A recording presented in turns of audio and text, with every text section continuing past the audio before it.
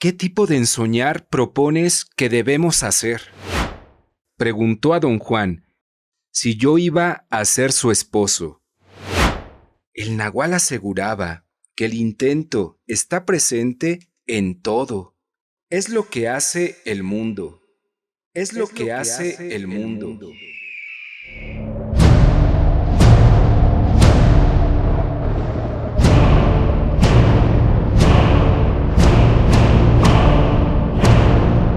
El don del águila. Por Carlos Castaneda.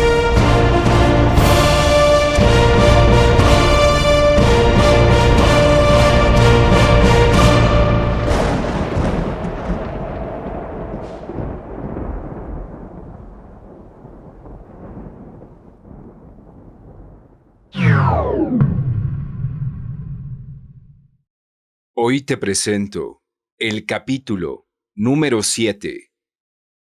Ensoñando juntos. Un día, para aliviar momentáneamente nuestra zozobra, sugerí que deberíamos dedicar todo nuestro tiempo y energía a ensoñar. Tan pronto como hice esta sugerencia, me di cuenta de que la lobreguez que me había acosado durante días se alteró radicalmente con solo desear el cambio.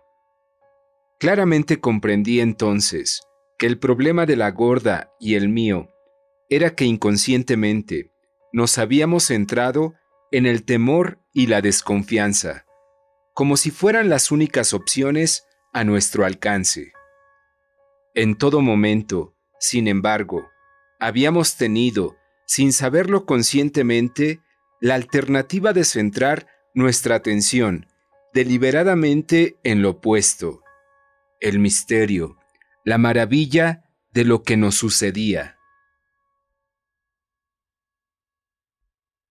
Comuniqué a la gorda mi hallazgo. Ella estuvo de acuerdo en el acto. Al instante se animó y el paño de su lobreguez se desvaneció en cuestión de segundos. ¿Qué tipo de ensoñar propones que debemos hacer?, preguntó. ¿Cuántos tipos hay?, dije. Podemos ensoñar juntos, replicó. Mi cuerpo me dice que lo hemos hecho antes. Ya hemos entrado en el ensueño como par. Vas a ver que será facilísimo, como lo fue ver juntos. Pero no sabemos cuál es el procedimiento para ensoñar juntos, dije. Pues tampoco sabíamos cómo ver juntos, y sin embargo, vimos, dijo. Estoy segura de que si lo intentamos, podremos hacerlo, porque no hay pasos específicos para todo lo que hace un guerrero. Solo hay poder personal, y en este momento lo tenemos. Deberemos, eso sí, ensoñar desde dos lugares distintos, lo más alejado posible el uno del otro. El que entra en el ensueño primero espera al otro. Apenas nos encontramos, entrecruzamos los brazos y nos adentramos juntos a las profundidades del ensoñar. Le dije que no tenía idea de cómo esperarla si yo empezaba a ensoñar antes que ella. Ella misma no podía explicar lo que eso implicaba, pero aclaró que esperar al otro ensoñador era lo que Josefina había descrito como jalarlo. La gorda había sido jalada 2 veces por Josefina. La razón por la cual Josefina le llama así es porque uno de los dos tiene que prender al otro del brazo. explicó. Me enseñó entonces cómo hacerlo. Con su mano izquierda sujetó fuertemente mi antebrazo derecho a la altura del codo. Nuestros antebrazos quedaron entrelazados cuando yo cerré mi mano derecha sobre su codo. ¿Cómo se puede hacer eso en ensueño?, pregunté. Yo en lo personal consideraba que ensoñar era uno de los estados más privados que se puedan imaginar. No sé cómo, pero te voy a agarrar, dijo la gorda. Yo creo que mi cuerpo sabe cómo, pero mientras más sigamos hablando de esto, más difícil parece ser.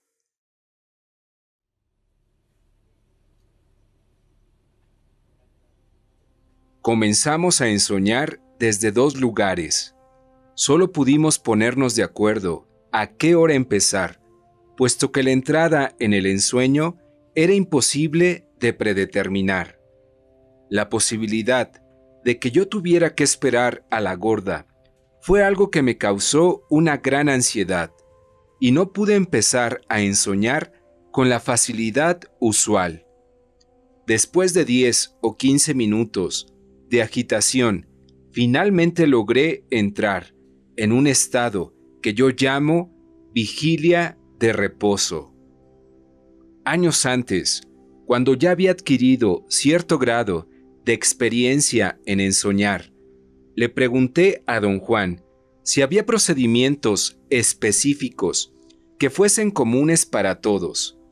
Me dijo que verdaderamente cada ensoñador es singular e independiente, pero al hablar con la gorda descubrí tantas similitudes en nuestras experiencias de ensoñar, que aventuré un posible patrón clasificatorio de las diversas etapas. Vigilia en reposo es el estado preliminar en el cual los sentidos se aletargan y, sin embargo, uno se halla consciente. En mi caso, yo siempre había percibido en este estado un flujo de luz rojiza, una luz exactamente igual a la que aparece cuando uno encara el sol con los párpados fuertemente cerrados. Al segundo estado de ensoñar le llamé vigilia dinámica. En este, la luz rojiza se disipa así como se desvanece la niebla, y uno se queda viendo una escena, una especie de cuadro, que es estático. Se ve una imagen tridimensional, un tanto congelada. Un pasaje, una calle, una casa, una persona, un rostro o cualquier otra cosa. Al tercer estado lo denominé atestiguación pasiva. En él, el ensoñador ya no presencia más un aspecto congelado del mundo, sino que es un testigo ocular de un evento tal como ocurre. Es como si la preponderancia de los sentidos visual y auditivo hiciera a este estado del ensoñador una cuestión principalmente de los ojos y los oídos. En el cuarto estado, uno es llevado a actuar, forzando a llevar a cabo acciones, a dar pasos, a aprovechar el máximo del tiempo. Yo llamé a este estado iniciativa dinámica. Esperarme, como proponía la gorda, tenía que ver con el segundo y el tercer estado de nuestro ensoñar juntos. Cuando entré en la segunda fase, vigilia dinámica, en una escena de ensoñar, vi a don Juan y a varias otras personas, incluyendo a la gorda cuando era obesa. Antes de que pudiese considerar qué era lo que veía, sentí un tremendo jalón en mi brazo y me di cuenta de que la gorda verdadera se hallaba a mi lado. Estaba a mi izquierda y había tomado mi antebrazo derecho con su mano izquierda. Claramente sentí cómo alzaba mi mano para que pudiésemos entrecruzar los antebrazos.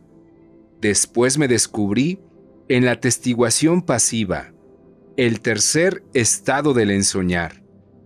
Don Juan me decía que yo tenía que atender a la gorda y cuidarla de la manera más egoísta, esto es, como si ella fuera parte de mí mismo. Su juego de palabras me pareció delicioso.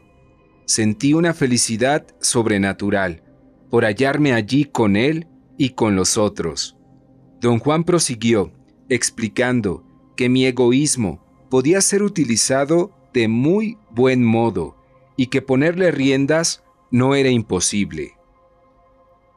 Había una atmósfera general de camaradería entre toda la gente congregada allí. Todos reían de lo que don Juan me decía, pero sin burlarse. Don Juan añadió que la manera más segura de subyugar el egoísmo era por medio de las actividades cotidianas de nuestras vidas.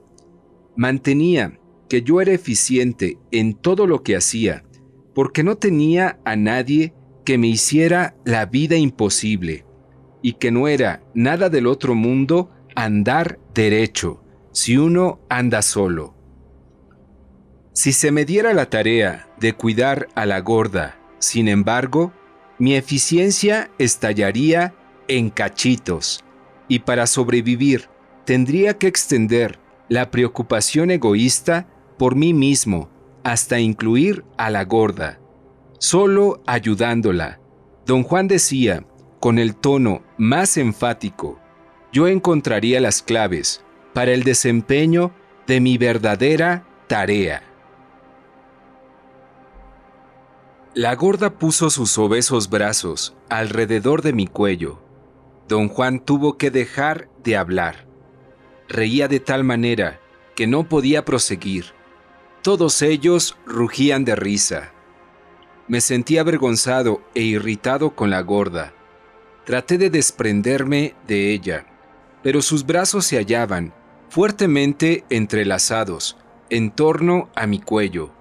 Con un gesto de manos, don Juan me detuvo. Dijo que el mínimo embarazo que entonces experimentaba no era nada en comparación a lo que me esperaba. El sonido de las risas era ensordecedor. Me sentí muy feliz, aunque me preocupaba tener que ayudar a la gorda, ya que ignoraba lo que esto implicaría. En un momento de mi ensoñar, cambié el punto de vista, o más bien, algo me sacó de la escena y empecé a mirar todo como espectador. Nos hallábamos en una casa del norte de México. Podía darme cuenta de esto por el panorama que la rodeaba, el cual me era parcialmente visible. Podía ver montañas a lo lejos. También recordé los atavíos de la casa. Nos hallábamos en un porche tejado abierto. Parte de la gente estaba sentada en grandes sillones. Sin embargo, la mayoría se hallaba de pie o sentada en el suelo. Había 16 personas. La gorda se hallaba a mi lado, frente a don Juan. Me di cuenta que podía tener dos diferentes percepciones al mismo tiempo. Igualmente, podía entrar en la escena del ensoñar y recuperar un sentimiento perdido hacía mucho, o podía presenciar la escena con las emociones y sentimientos de mi vida actual.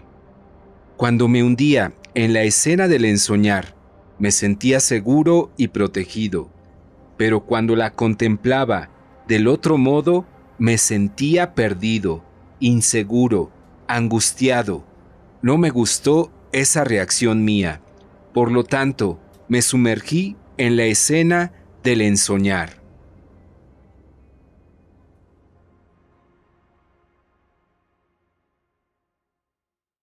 Una gorda obesa preguntó a don Juan, con una voz que podía oírse por encima de la risa de todos, si yo iba a ser su esposo. Hubo un momento de silencio. Don Juan parecía calcular lo que iría a decir. Palmeó la cabeza de la gorda y dijo que de seguro yo estaría encantado de ser su esposo. La gente reía estrepitosamente. Yo reí con ellos. Mi cuerpo se convulsionó con un disfrute genuino y, sin embargo, no creí estar riéndome de la gorda. No la consideraba una aberrada o una estúpida. Era una niña. Don Juan se volvió hacia mí y dijo que yo tenía que honrar a la gorda, a pesar de cualquier cosa que ella me hiciera, y que debía entrenar mi cuerpo a través de mi interacción con ella, a sentirse a gusto ante las situaciones más exigentes. Don Juan se dirigió a todo el grupo y dijo que era mucho más fácil comportarse bien bajo condiciones de máxima tensión que ser impecable en circunstancias normales, tales como la interrelación con alguien como la gorda. Don Juan añadió que bajo ninguna circunstancia yo debía enojarme con la gorda, porque en realidad era ella mi benefactora. Solo a través de ella podría yo ser capaz de controlar mi egoísmo. Me hallaba tan completamente inmerso en la escena del ensoñar que me había olvidado de que estaba ensoñando. Una repentina presión en el brazo me lo recordó. Sentí la presencia de la gorda junto a mí, pero sin verla. Se hallaba allí solo como un contacto, una sensación táctil en mi antebrazo. En esto, concentré mi atención. Alguien me tenía fuertemente agarrado. Después la gorda me materializó como una persona completa, como si estuviera hecha de cuadros sobreimpuestos de una película cinematográfica. La escena de ensoñar se disolvió. En vez de eso, la gorda y yo nos miramos el uno al otro con los antebrazos entrecruzados. Al unísono, de nuevo concentramos nuestra atención en la escena que habíamos estado presenciando. En ese momento, supe sin duda alguna que habíamos observado la misma escena. Ahora don Juan decía algo a la gorda, pero yo no podía oírlo. Mi atención era llevada de un lado al otro, entre el tercer estado de ensoñar, contemplación pasiva, y la segunda, vigilia dinámica. En un momento, yo estaba con don Juan, con una gorda obesa, y las 16 personas, y el siguiente instante me hallaba con la gorda de siempre, contemplando una escena congelada. Entonces, una drástica sacudida en mi cuerpo me condujo a otro nivel más de atención. Sentí algo como el chasquido de un trozo seco de madera al romperse, y me encontré en el primer estado de ensoñar, vigilia en reposo. Me hallaba dormido y, no obstante, enteramente consciente. Yo quería permanecer lo más posible en ese estado apacible. Pero otra sacudida me hizo despertar al instante. Era el impacto intelectual de haberme dado cuenta de que la gorda y yo habíamos ensoñado juntos. Me hallaba más que ansioso por hablar con ella. La gorda sentía lo mismo. Cuando nos calmamos, le pedí que me describiera todo lo que le había ocurrido en nuestro ensoñar juntos.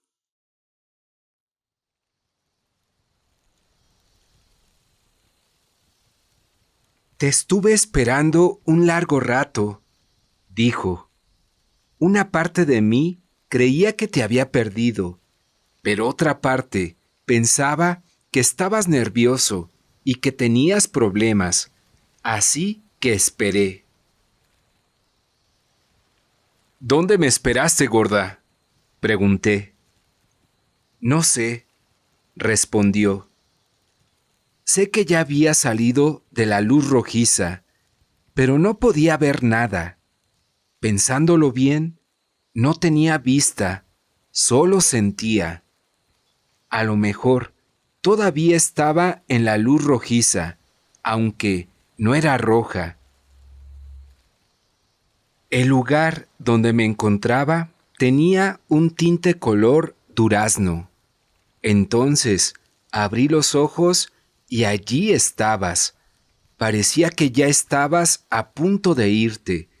Así es que te agarré del brazo. Entonces miré y vi al nagual Juan Matus, a ti, a mí, y a la otra gente en la casa de Vicente.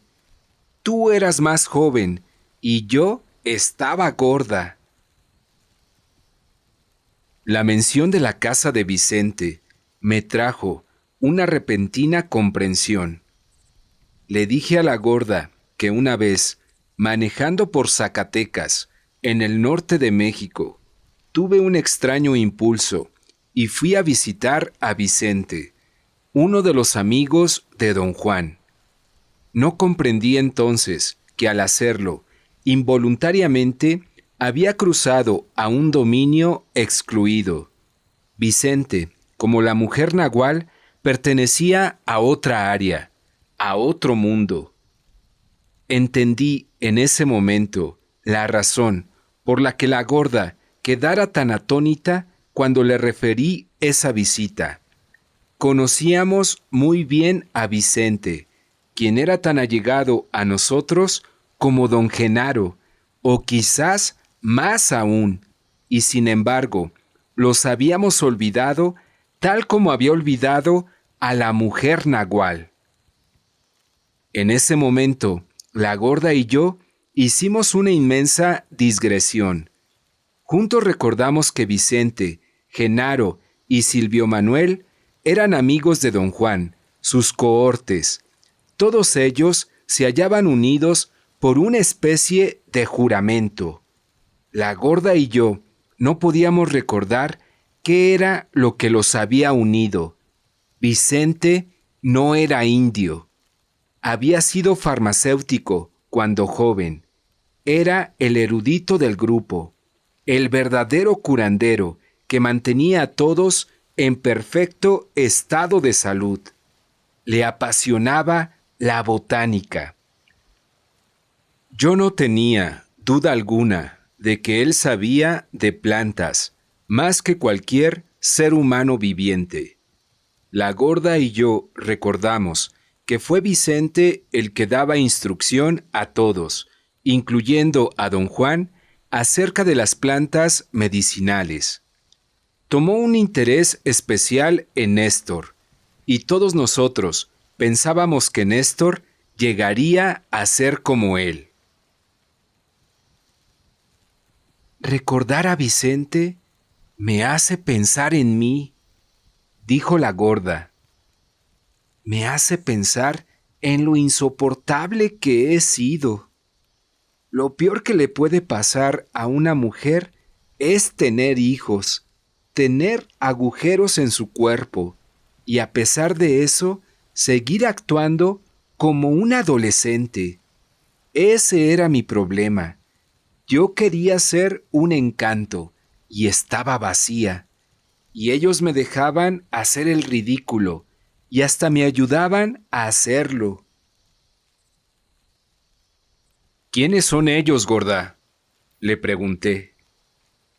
El nagual y Vicente, y toda esa gente que estaba en casa de Vicente cuando me porté como una burra contigo. La gorda y yo comprendimos lo mismo al unísono. A la gorda le era permitido ser insoportable solo conmigo. Nadie más aguantaba sus necedades, aunque ella las intentaba con todos. Vicente sí me aguantaba, dijo la gorda. Me llevaba la cuerda. Figúrate que hasta tío le decía. Cuando quise decir tío a Silvio Manuel, casi me despelleja los sobacos con sus manos que parecían garras. Los dos tratamos de concentrar nuestra atención en Silvio Manuel, pero no pudimos recordar cómo era. Sentíamos su presencia en nuestros recuerdos, pero él no era una persona, era solo un sentimiento. Hablamos de nuestra escena de ensoñar y llegamos al acuerdo de que ésta había sido una réplica fiel de lo que en realidad tuvo lugar en nuestras vidas en cierto tiempo, pero nos resultaba imposible recordar cuándo. Sin embargo, yo tenía la extraña seguridad de que efectivamente estuve a cargo de la gorda como entrenamiento para enfrentar la interacción con la gente. Era imperativo que yo interiorizara un estado de ecuanimidad ante situaciones sociales difíciles, y para esto nadie podía haber sido un mejor entrenador que la gorda. Los relampagazos de vagos recuerdos que yo tenía de una obesa gorda surgían de esas circunstancias, porque yo había cumplido las órdenes de don Juan al pie de la letra. La gorda dijo que no le había gustado en lo más mínimo la escena de ensoñar. Ella hubiera preferido mirar solamente, pero yo la empujé a que reviviera sus viejos sentimientos, que le eran detestables. Su descontento fue tan intenso que deliberadamente apretó mi brazo para forzarme a concluir nuestra participación en algo que le resultaba tan odioso.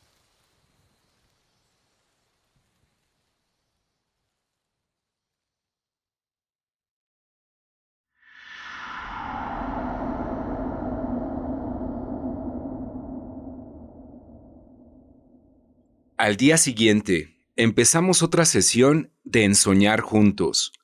Ella la inició en su recámara y yo en mi estudio. Pero no ocurrió nada. Quedamos agotados meramente tratando de entrar en el ensueño. Luego, pasaron semanas enteras sin que pudiéramos avanzar lo mínimo. Cada fracaso nos volvía más desesperados y codiciosos. En vista de nuestra derrota, decidí que, por el momento, deberíamos posponer ensoñar juntos y examinar con mayor cuidado los procesos del ensoñar y analizar sus conceptos y procedimientos. En un principio, la gorda no estuvo de acuerdo conmigo. Para ella, la idea de revisar lo que sabíamos de ensoñar reconstituía otra manera de sucumbir a la codicia. Ella prefería nuestros fracasos. Yo persistí hasta que finalmente accedió, más que nada debido a la sensación de que estábamos absolutamente perdidos. Una noche, lo más casualmente que pudimos, empezamos a discutir lo que debíamos de ensoñar. De inmediato, nos fue obvio que había unos temas centrales que en especial don Juan había enfatizado. Lo primero era el acto mismo, el cual comienza como un estado único de conciencia al que se llega concentrando el residuo consciente que se conserva, aun cuando uno está dormido, en los elementos o los rasgos de los sueños comunes y corrientes. El residuo consciente, al que don Juan llamaba la segunda atención, es adiestrado a través de ejercicios de no hacer. La gorda y yo estuvimos de acuerdo que un auxiliar esencial del ensoñar era un estado de quietud mental, que don Juan había llamado detener el diálogo interno, o el no hacer de hablarse a uno mismo. Para enseñarme cómo lograrlo, don Juan solía hacerme caminar durante kilómetros con los ojos fuera de foco, fijos en un plano, unos cuantos grados por encima del horizonte, a fin de realzar la visión periférica. El método fue efectivo por dos razones. Me permitió detener mi diálogo interno después de años de práctica y entrenó mi atención. Al forzarme a una concentración en la vista periférica, don Juan reforzó mi capacidad de concentrarme por largos periodos de tiempo en una sola actividad. Después, cuando logré controlar mi atención y ya fui capaz de trabajar por horas en cualquier tarea, algo que antes nunca pude hacer, don Juan me dijo que la mejor manera de entrar en ensueños era concentrándome en el área exacta en la punta del esternón. Dijo que de este sitio emerge la atención que se requiere para comenzar el ensueño. La energía que necesita uno para moverse en el ensueño surge del área 3 o 4 centímetros bajo el ombligo. A esa energía le llamaba la voluntad, o el poder de seleccionar, de armar. En una mujer, tanto la atención como la energía para ensoñar se origina en el vientre. El ensoñar de una mujer tiene que venir de su vientre, porque este es su centro, dijo la gorda. Para que yo pueda empezar a ensoñar o dejar de hacerlo, todo lo que tengo que hacer es fijar la atención en mi vientre. He aprendido a sentirlo por dentro. Veo un destello rojizo por un instante y luego ya estoy fuera.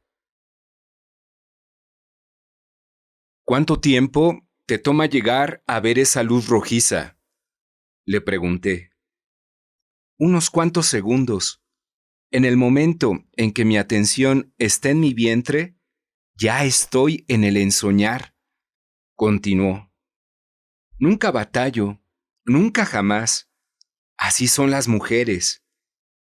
Para una mujer, la parte más difícil es aprender cómo empezar. A mí me llevó un par de años detener mi diálogo interno concentrando mi atención en el vientre. Quizás esa es la razón por la que una mujer siempre necesita que otro la acicate. El nahual Juan Matus me ponía en la barriga piedras del río, frías y mojadas, para hacerme sentir esa área. O me ponía un peso encima. Yo tenía un trozo de plomo que él me consiguió. El nahual me hacía cerrar los ojos y concentrar la atención en el sitio donde yo sentía el peso. Por lo regular me quedaba dormida, pero eso no lo molestaba. Realmente no importa lo que uno hace en tanto la atención esté en el vientre. Por último, aprendí a concentrarme en ese sitio sin tener nada puesto encima. Un día empecé solita a ensoñar. Como siempre, comencé por sentir mi barriga, en el lugar donde el nahual había puesto el peso tantas veces. Luego me quedé dormida, como siempre, salvo que algo me jaló directo adentro de mi vientre. Vi un destello rojizo y después tuve un sueño de lo más hermoso. Pero tan pronto como quise contárselo al nahual, me di cuenta de que había sido un sueño común y corriente. No había modo de contarle cómo había sido. Del sueño, yo solo sabía que en él me sentía muy feliz y fuerte. El nahual me dijo que yo había ensoñado. A partir de ese momento, ya nunca más me volvió a poner un peso encima. Me dejó hacer mi ensoñar sin interferir. De vez en cuando, me pedía que le contara cómo iban las cosas y me daba consejos. Así es como se debe de llevar a cabo la instrucción del ensoñar. La gorda aseguró que don Juan le había explicado que cualquier cosa puede servir como no hacer para propiciar el ensoñar, siempre que esto fuerce a la atención a permanecer fija. Por ejemplo, hizo que ella y los demás aprendices contemplaran fijamente hojas y piedras, y alentó a Pablito a que construyera su propio aparato de no hacer. Pablito empezó con el no hacer de caminar hacia atrás. Él avanzaba echando veloces miradas a los lados para no perder la dirección y para eludir los obstáculos del camino. Yo le di la idea de utilizar un espejo, y él expandió la idea construyendo un casco de madera con un armazón exterior de alambre que sostenía dos pequeños espejos, a unos 15 centímetros de su cara y a 5 centímetros por debajo del nivel de sus ojos. Los dos espejos no interferían con su visión frontal y debido al ángulo lateral en el que se hallaban colocados, estos le permitían cubrir todo el campo visual a sus espaldas. Pablito alardeaba de que tenía una visión periférica de 360 grados, auxiliado por este artefacto. Pablito podía caminar hacia atrás largas distancias o por largos periodos de tiempo.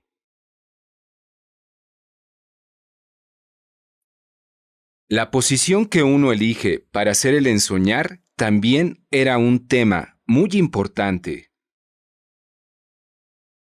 No sé por qué el nahual no me explicó desde el mero principio, dijo la gorda, que para una mujer la mejor posición para empezar es sentarse con las piernas cruzadas y después dejar que el cuerpo caiga como pueda. El nahual me dijo esto un año después de que yo había empezado. Hoy en día, yo tomo asiento en esa posición durante un momento, siento mi vientre y al instante ya estoy ensoñando. Al principio, y al igual que la gorda, yo lo había hecho acostado de espaldas, hasta que un día don Juan me dijo que para obtener mejores resultados debía sentarme en una esterilla suave y delgada, con las plantas de mis pies puestas juntas y con los muslos tocando la esterilla. Me señaló que, como yo tenía las coyunturas de las caderas algo elásticas, debía de ejercitarlas al máximo, con el fin de llegar a tener los muslos completamente aplanados contra el suelo. Don Juan añadió que si yo llegaba a entrar en el soñar sentado en esa posición, mi cuerpo no se deslizaría ni caería a ninguno de los lados, sino que mi tronco se inclinaría hacia adelante y mi frente se apoyaría en mis pies. Otro tema de enorme significado era la hora de ensoñar. Don Juan nos había dicho que las horas más avanzadas de la noche o las primeras horas de la madrugada eran las mejores. Él explicaba la razón por la cual prefería estas horas como una aplicación práctica del conocimiento de los brujos. Dijo que desde el momento en que uno tiene que hacer su ensoñar dentro de su medio social, uno debe buscar las mejores condiciones posibles de aislamiento, libres de interferencias. Las interferencias a las que él se refería tenían que ver con la atención de la gente y no con su presencia física.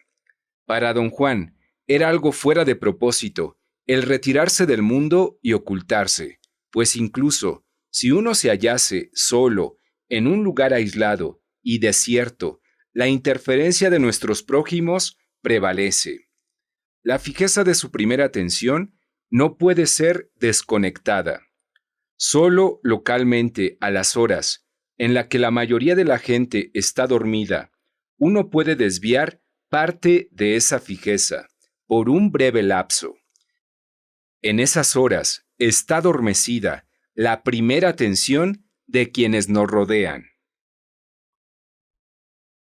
Esto condujo a don Juan al tema de la segunda atención. Él nos explicó que la atención que uno requiere en los inicios del ensoñar tiene que forzarse a permanecer en un determinado detalle de un sueño. Solo mediante la inmovilización de la atención puede uno convertir en ensueño un sueño ordinario. Explicó también que al ensoñar uno debe de emplear los mismos compulsivos mecanismos de atención de la vida cotidiana. Nuestra primera atención ha sido entrenada para enfocar los elementos del mundo compulsivamente y con gran fuerza, a fin de transformar el dominio caótico y amorfo de la percepción en el mundo ordenado de la conciencia. Don Juan también nos dijo que la segunda atención desempeñaba el papel de un señuelo. La llamó un convocador de oportunidades. Mientras más se la ejercía, mayor es la posibilidad de obtener lo que se desea. Aseveró que también esta es la función de la atención en general, la cual damos de tal forma por sentada en nuestra vida diaria que jamás la advertimos. Si nos pasa un suceso fortuito, hablamos de él en términos de un accidente o de una coincidencia, o en términos de que nuestra atención hizo que sucediera. Nuestra discusión de la segunda atención preparó el terreno para otra cuestión crucial: el cuerpo de ensueño.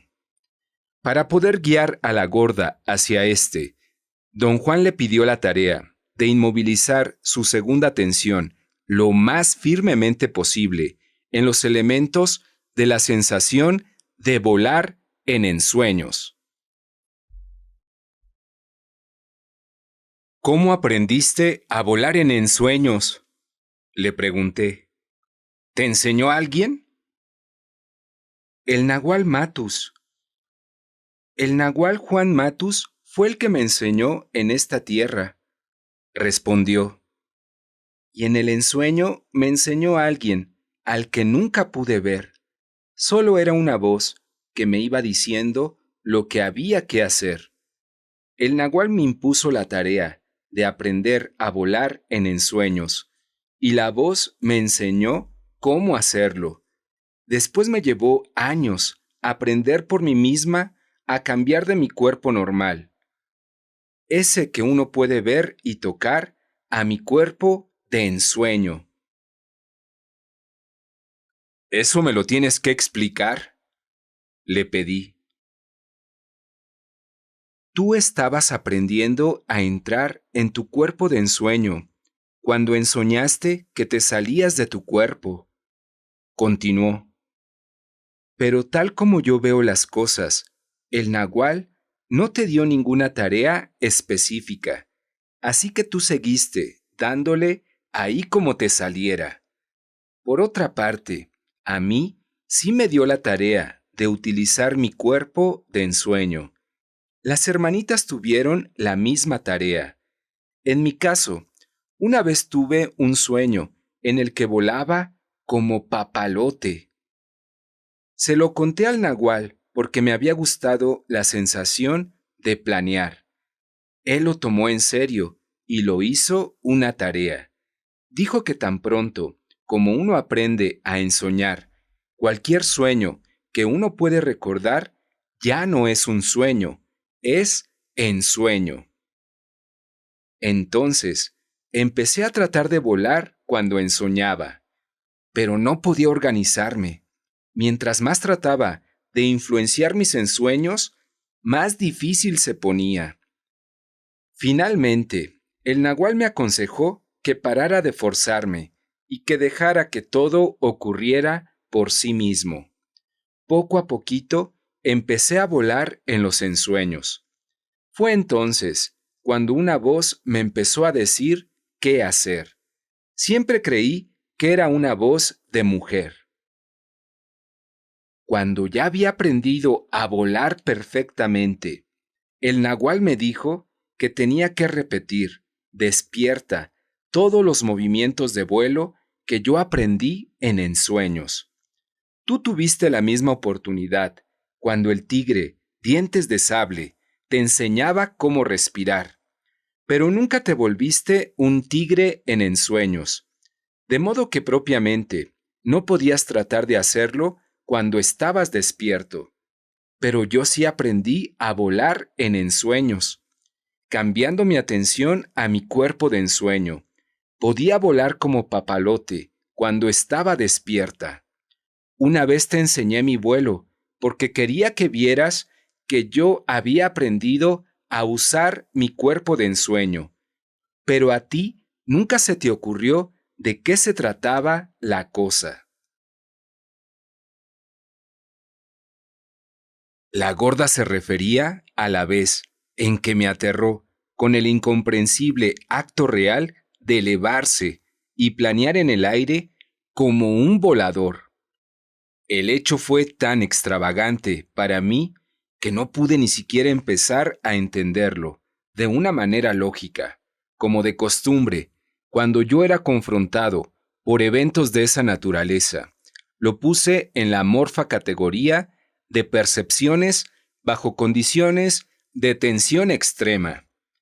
Yo argumentaba que en casos de tensión severa, la percepción podía ser enormemente distorsionada por los sentidos. Mi explicación no explicaba nada, pero parecía apaciguar mi razón. Le dije a la gorda que por fuerza debía haber más, en lo que ella llamaba el cambio a su cuerpo de ensueño, que repetir meramente la acción de volar. Ella lo pensó un rato antes de contestar. Yo creo que el nagual te debe haber dicho a ti también, afirmó, que lo único que en verdad cuenta al hacer ese cambio es anclar la segunda tensión. El nagual decía que es la tensión la que hace al mundo. Tenía sus razones para decirlo. Era el amo de la tensión. Supongo que lo dejó a mi cuenta, el que yo averiguara que todo lo que necesitaba para cambiar a mi cuerpo de ensueño era concentrar mi atención en volar. Lo importante era almacenar atención en ensueños, observar todo lo que yo hacía al volar. Esa era la única forma de cultivar mi segunda atención. Una vez que ésta era sólida, con solo enfocarla levemente en los detalles y en la sensación de volar, me producía más ensueños de volar, hasta que por fin, para mí, era una rutina en soñar, que me remontaba por los aires. En la cuestión de volar, pues, mi segunda atención estaba muy afilada. Cuando el nagual me dio la tarea de cambiarme a mi cuerpo de ensueño, lo que quería hacer era que sintonizara mi segunda atención al estar despierta. Así es como yo lo entiendo. La primera atención, la atención que hace al mundo, nunca puede ser subyugada del todo. Solo se le puede desconectar unos momentos para reemplazarla con la segunda atención. Eso es, si el cuerpo la ha almacenado lo suficiente. Naturalmente, en soñar es una manera de almacenar la segunda atención. De modo que yo diría que para poder cambiarte a tu cuerpo de ensueño, al estar despierto, tienes que ensoñar hasta que los ensueños se te salgan por las orejas.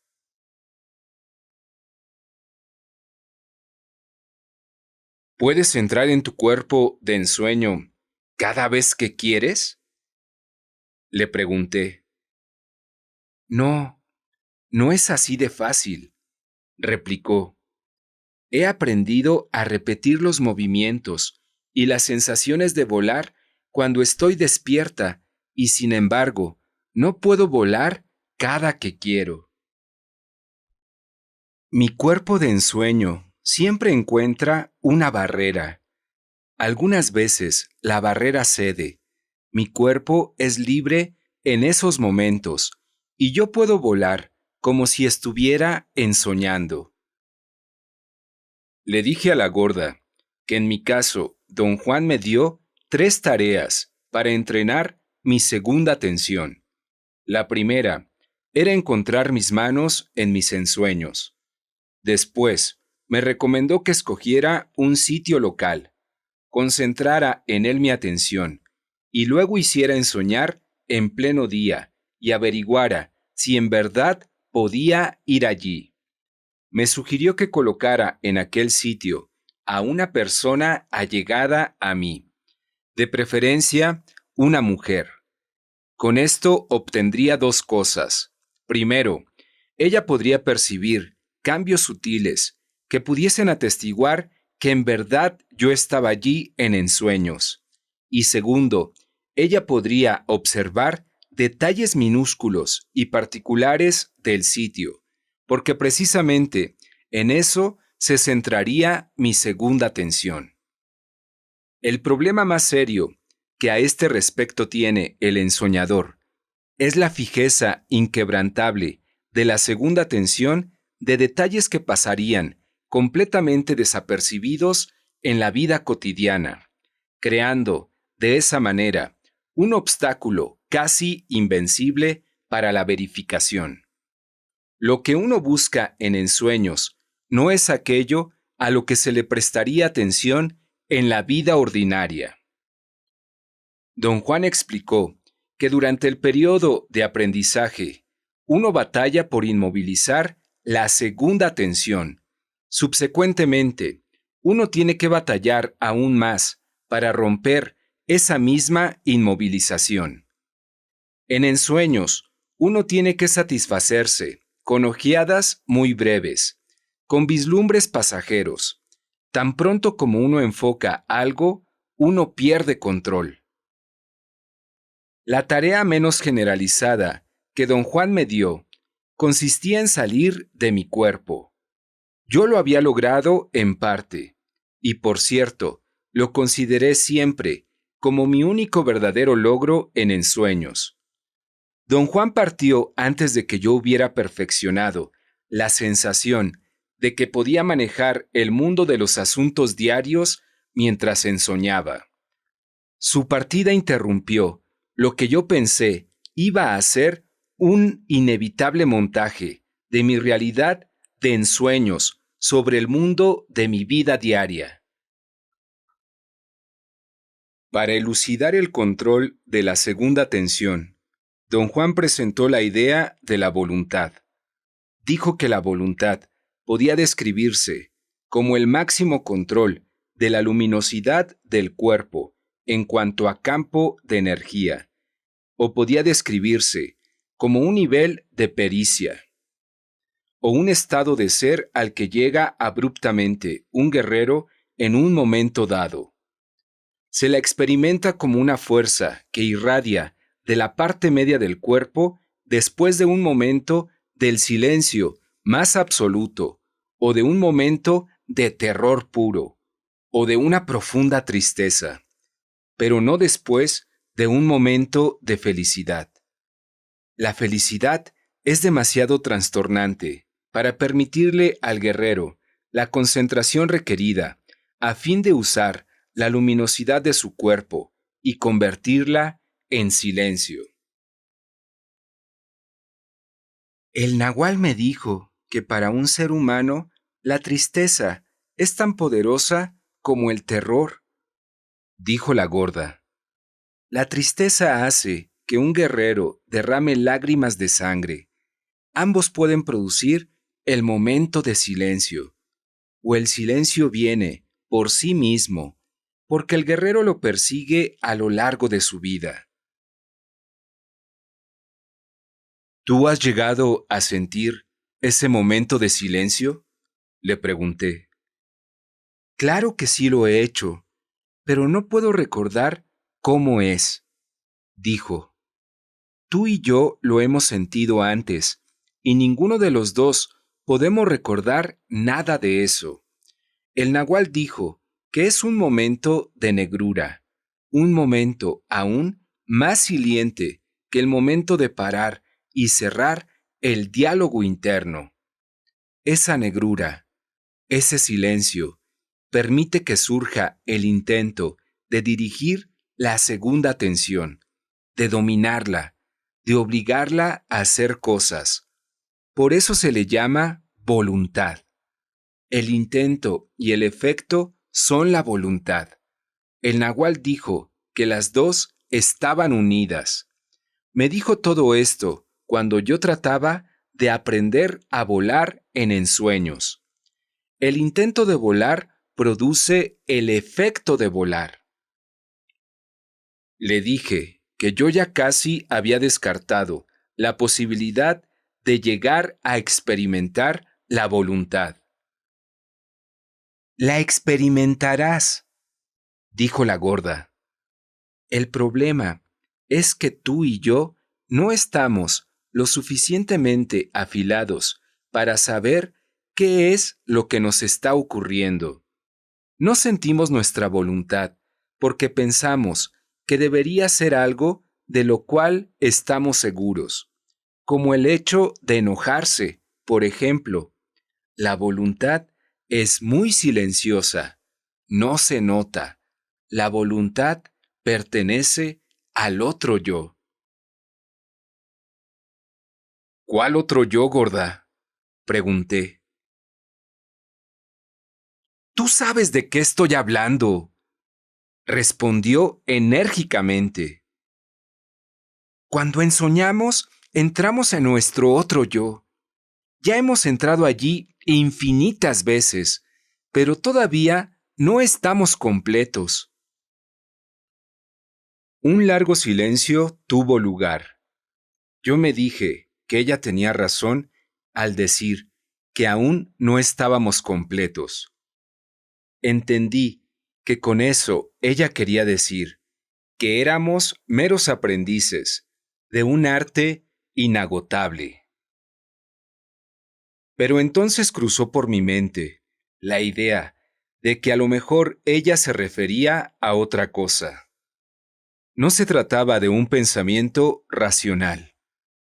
En un principio sentí algo como una sensación punzante en mi plexo solar y después tuve la idea de que quizá ella se refería a otra cosa.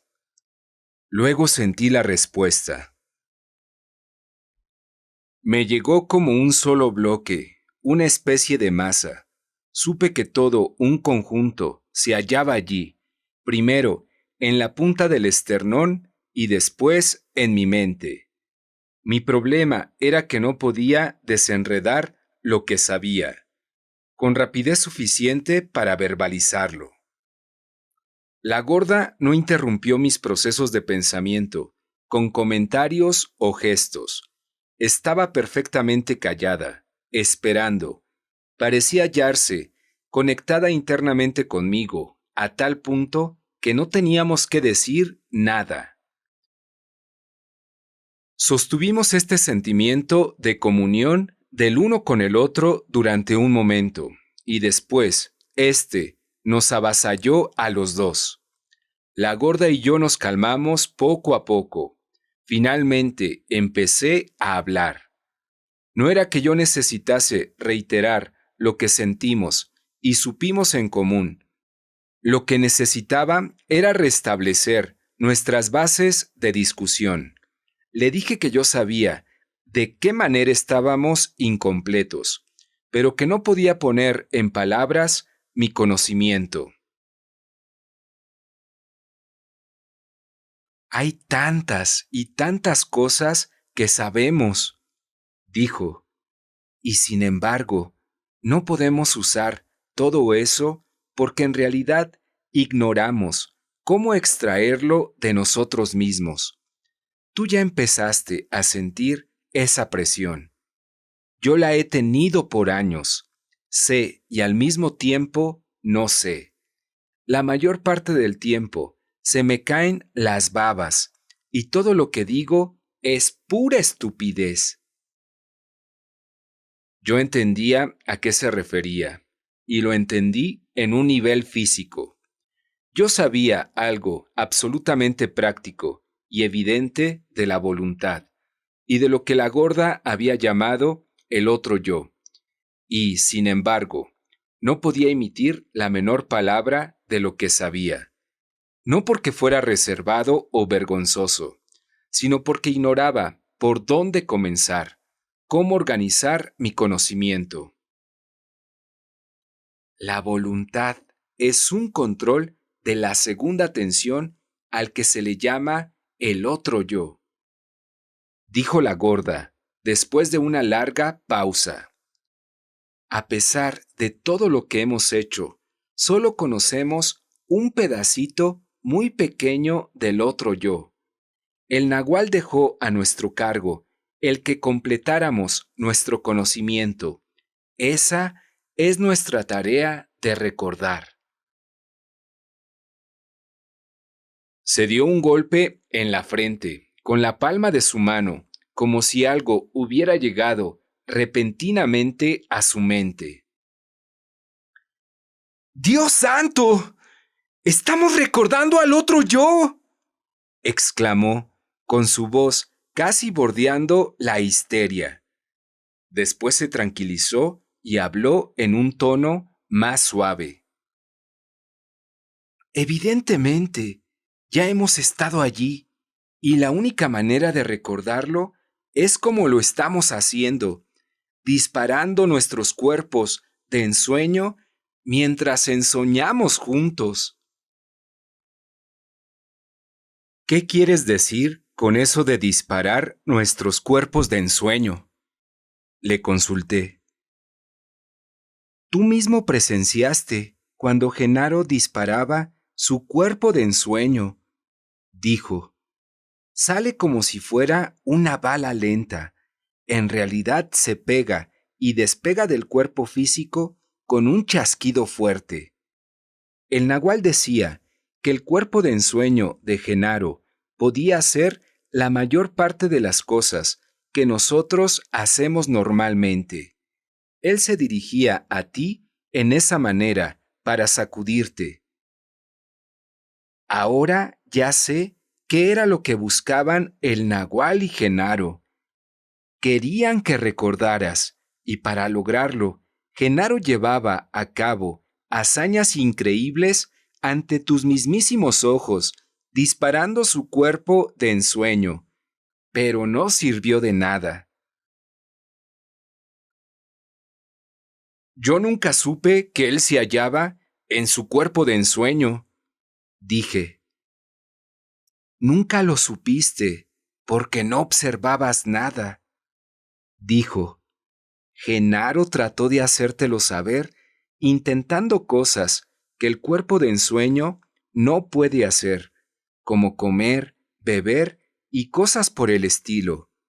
El nagual me dijo que a Genaro le gustaba bromear contigo, diciéndote que iba a cagar y hacer que temblaran las montañas. ¿Por qué el cuerpo de ensueño no puede hacer esas cosas?, pregunté. Porque el cuerpo de ensueño no puede manejar el intento de comer o de beber, respondió. ¿Qué quieres decir con eso, gorda? La gran hazaña de Genaro consistía en que en sus ensueños aprendió el intento de formar su cuerpo físico, explicó. Él terminó lo que tú empezaste a hacer. Él podía ensoñar todo su cuerpo de la más perfecta manera, pero el cuerpo de ensueño tiene un intento diferente del intento del cuerpo físico. Por ejemplo, el cuerpo de ensueño puede atravesar una pared, porque conoce el intento de desaparecer en el aire. El cuerpo físico conoce el intento de comer, pero no el de desaparecer en el aire. Para el cuerpo físico de Genaro, traspasar una pared sería tan imposible como sería comer para su cuerpo de ensueño. La gorda calló durante unos instantes, como si sopesara lo que acababa de decir. Yo quise esperar antes de formularle más preguntas. Genaro había dominado solo el intento del cuerpo de ensueño. Dijo con una voz suave. Silvio Manuel, por otra parte, era el máximo amo del intento. Ahora ya sé que no podemos recordar su cara porque él no era como cualquier otro. ¿Qué te hace decir eso, gorda? Pregunté. Ella comenzó a explicarme lo que quería decir, pero no pudo hablar coherentemente. De pronto sonrió. Sus ojos se iluminaron. ¡Ya sé!, exclamó. El nahual me dijo que Silvio Manuel era el amo del intento porque estaba permanentemente en su otro yo. Él era el verdadero jefe. Se hallaba detrás de todo lo que hacía el nahual. En realidad, él fue el que hizo que el nahual se encargara de ti. Experimenté una aguda incomodidad física al oír a la gorda decir eso. Casi acabé vomitando y tuve que hacer esfuerzos extraordinarios para ocultárselo. Tuve espasmos de vómito. Le di la espalda. Ella dejó de hablar durante un instante y después procedió, como si hubiera decidido ignorar mi estado. Me gritó.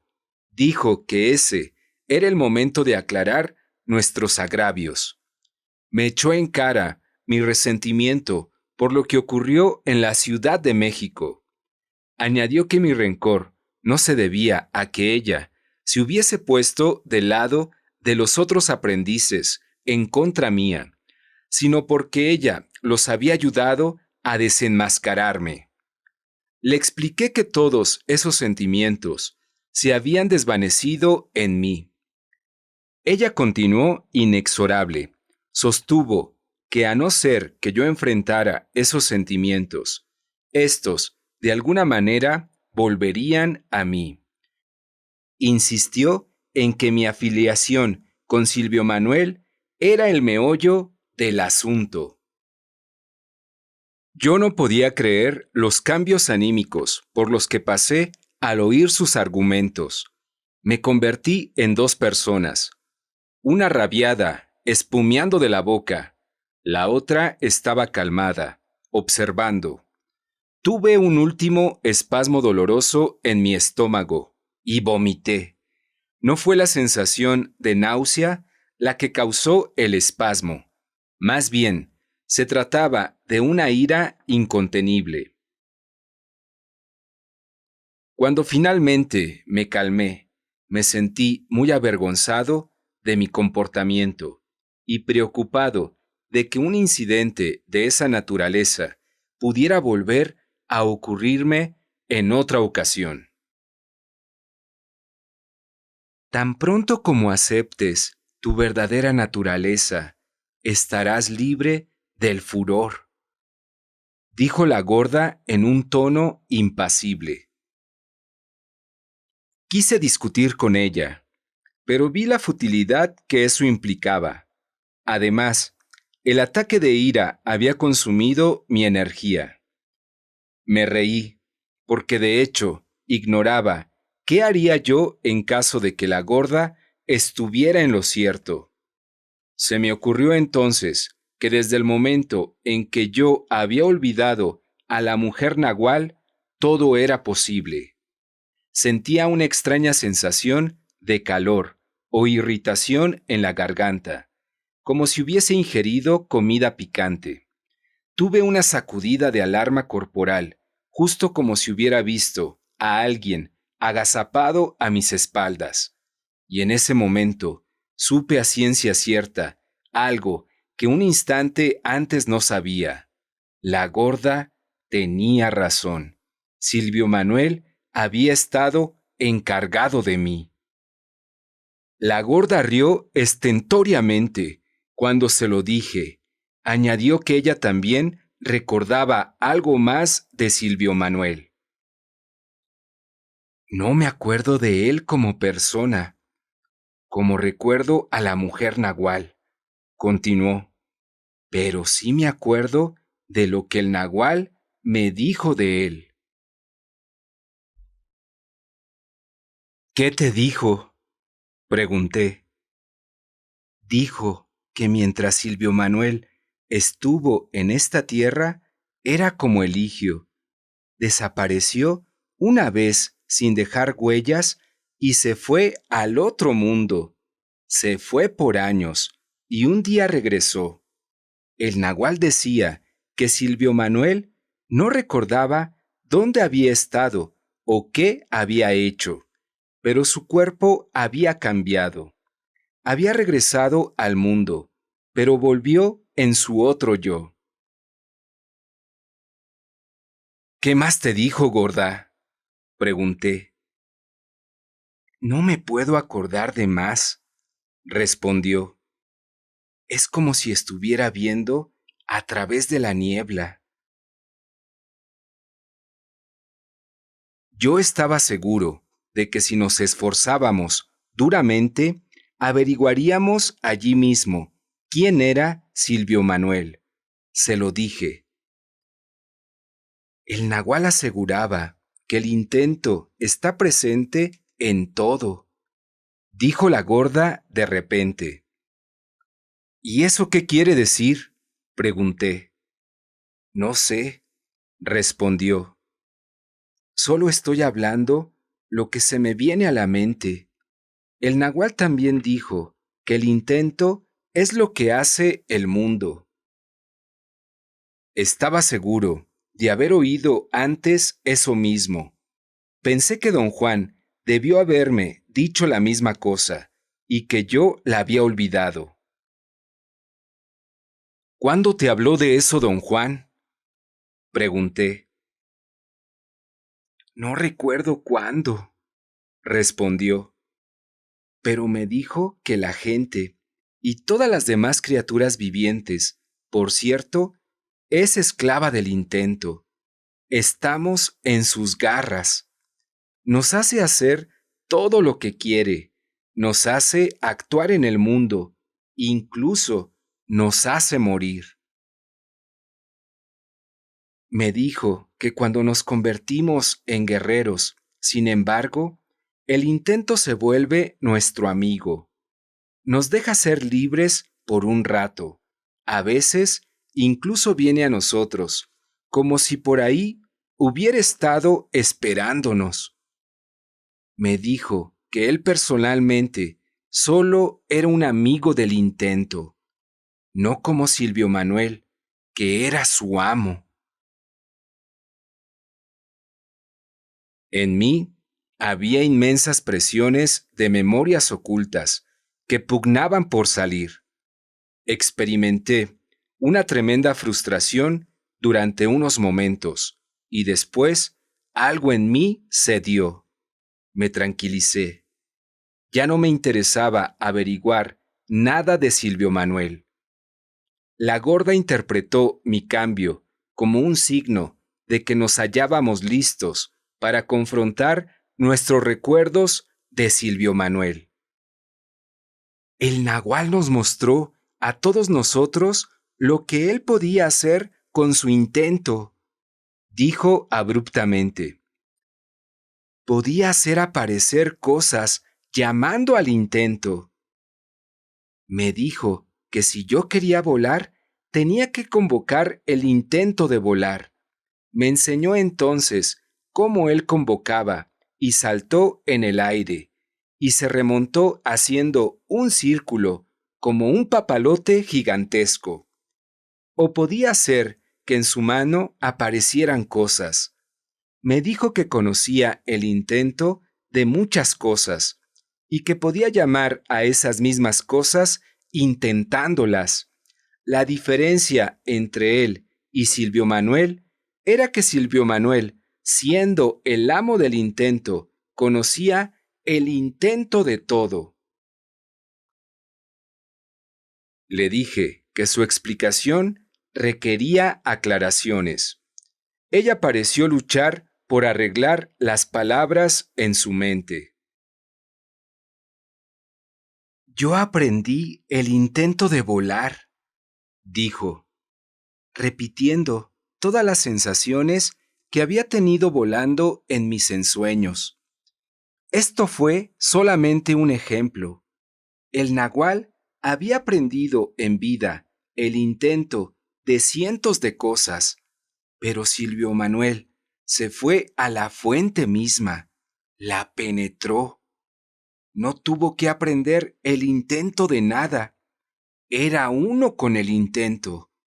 El problema era que ya no tenía más deseos, porque el intento no tiene deseos por sí mismo. Así es que tenía que depender del nahual para la voluntad. En otras palabras, Silvio Manuel podía hacer todo lo que el nahual quería. El nahual dirigía el intento de Silvio Manuel. Pero como el nahual tampoco tenía deseos, la mayor parte del tiempo no hacía nada.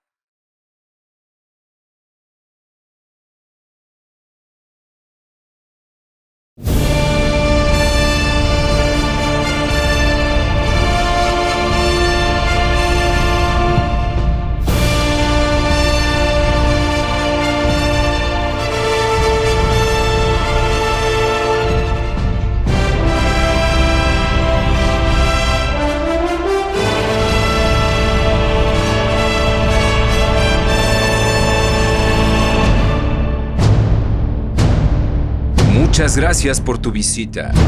No te pierdas el próximo capítulo.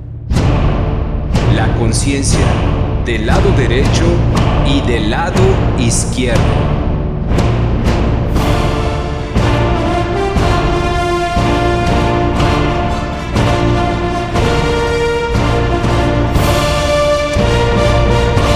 Que tengas un excelente momento. ¡Fuerza en ti!